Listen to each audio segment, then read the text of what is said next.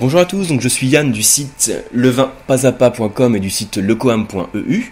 Et ce podcast, en fait, c'est une chronique audio d'un article que j'avais publié sur levinpasapa.com et qui s'appelle 3 règles pour distinguer un bon vin d'un mauvais vin. Donc, comme pour d'autres podcasts que vous pouvez retrouver sur le site levinpasapa.com, l'objectif c'est de vous proposer un autre format, en l'occurrence un format audio, pour retrouver les articles avec plus de flexibilité. Notamment si vous n'avez pas le temps de les lire, par exemple, vous pouvez les retrouver ici en MP3. Alors, le but, ça va être de répondre à la question « Ce vin est-il bon ?» ou comment distinguer en tout cas un bon vin d'un mauvais vin. Alors, je sais que c'est une question qui revient très souvent sur les cours d'œnologie du QAM. C'est une question qu'on me repose régulièrement. Alors, ce qu'on va voir tout de suite, c'est qu'il existe des critères spécifiques au vin qu'on peut prendre en compte pour dire d'un vin s'il est qualitatif ou non. La première chose, c'est de faire la différence entre votre appréciation personnelle, qui dépend de vos goûts, donc, qui est donc subjectif, et les critères intrinsèques au vin qui dépendent pas de vos goûts. Pour ça, il faut savoir qu'on a tous un profil gustatif de prédilection, qu'on peut être amené à préférer telle ou telle saveur. On peut préférer le sucre, l'amertume, l'acidité, le salé, en fonction de son expérience, de son vécu, en fonction du type de cuisine aussi qu'on est amené à déguster par exemple. Je donne souvent l'exemple du café noir. En général, il y a certaines personnes qui aiment le café noir sans sucre, et d'autres qui sont obligées de rajouter beaucoup de sucre pour en atténuer l'amertume. Quand on aime le café noir sans sucre, en général, ça veut dire qu'on aime l'amertume, ou en tout cas qu'on n'y est pas trop sensible, et dans ce cas-là, on peut être amené à préférer des vins, par exemple, qui ont un niveau de tanin important, puisque les tanins créent de l'astringence et de l'amertume dans le vin. Donc de la même manière, vous pouvez avoir des seuils de perception différentes aux différentes saveurs, qui dépendent là aussi de vos expériences. Par exemple, on sait que l'industrie agroalimentaire adapte la composition des produits en fonction des pays où ils sont distribués. À titre d'exemple, par exemple, aux États-Unis, on va retrouver certains produits avec un niveau de sucre qui est globalement plus haut que pour le même produit qui est vendu sur le marché européen, parce qu'on a globalement un seuil de perception au sucre qui est un peu plus important. Un autre exemple, si vous êtes amateur de thé et que vous avez l'habitude de laisser longuement le thé infusé dans de l'eau chaude, vous allez extraire de l'amertume du thé, puisque vous allez en extraire les tanins. Donc si vous aimez ce thé qui est très astringent, qui est amer, vous allez peut-être préférer là aussi les vins qui ont un profil tannique qui est important. Par contre, si vous laissez pas longtemps infuser le thé ou si vous rajoutez du lait, là le lait, les protéines du lait en tout cas vont réagir avec les tanins du thé et le thé va paraître un petit peu plus souple et un peu moins tannique.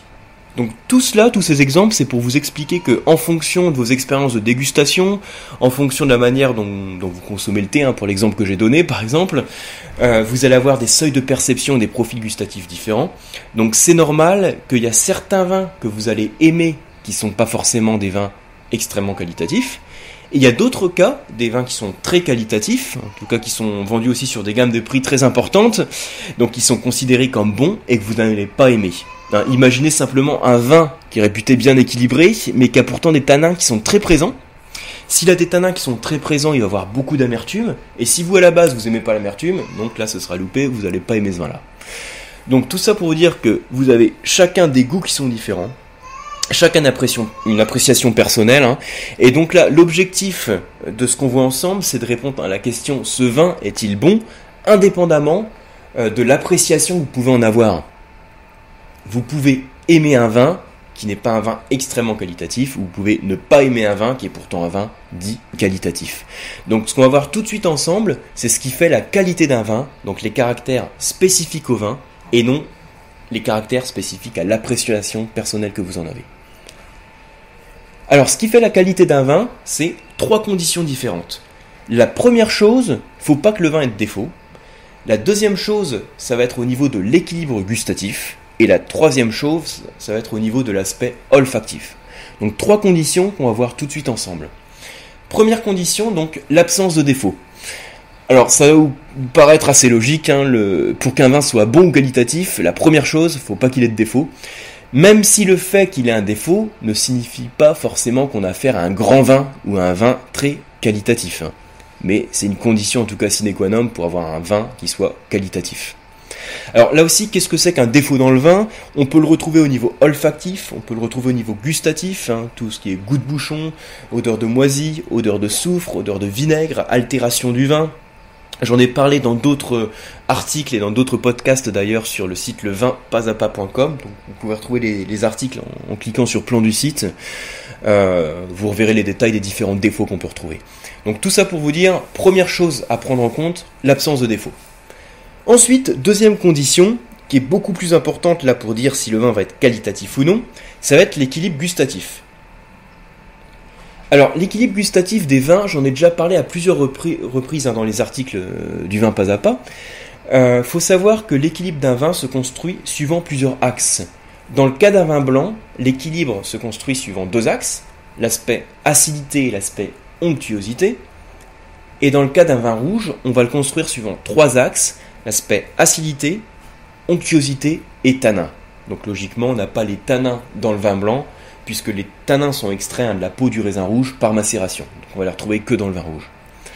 Donc, dans tous les cas, quand vous dégustez un vin blanc ou un vin rouge, vous allez ressentir différentes sensations, l'acidité, l'onctuosité ou les tanins, si c'est un vin rouge, et on va voir le niveau de chacun de ces axes quand on a le vin en bouche.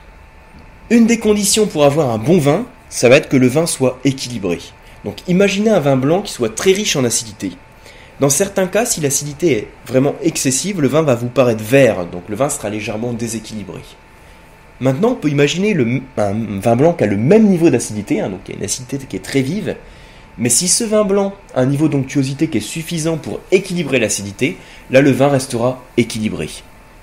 Tout ça pour vous dire que dans le vin, c'est une question d'équilibre. Vous pouvez avoir beaucoup d'acidité, si vous avez suffisamment d'onctuosité pour l'équilibrer, ça restera équilibré. Exemple inverse, si j'ai beaucoup d'onctuosité dans un vin blanc, le vin peut vous paraître dans certains cas un peu trop lourd, trop gras, trop lourd.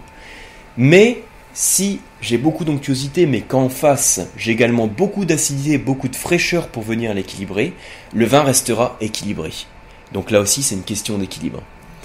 Si je prends un vin rouge, pareil, où j'ai l'axe des tanins qui est très développé, j'ai certains vins rouges ou certains cépages qui vont apporter beaucoup d'astringence, beaucoup d'amertume, un aspect tannique très développé.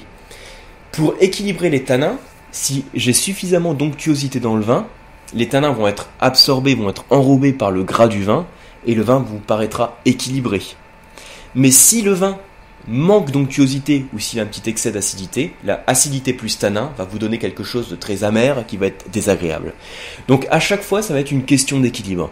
Dans tous les vins que vous dégustez, la démarche à avoir, c'est de vous concentrer sur le niveau de chacun des axes. Se dire, est-ce que ce vin a beaucoup d'acidité ? Est-ce qu'il a beaucoup d'onctuosité ? Est-ce qu'il a beaucoup de tanin ? Donc l'idée, c'est d'analyser les trois axes, si on est dans le cas d'un vin rouge.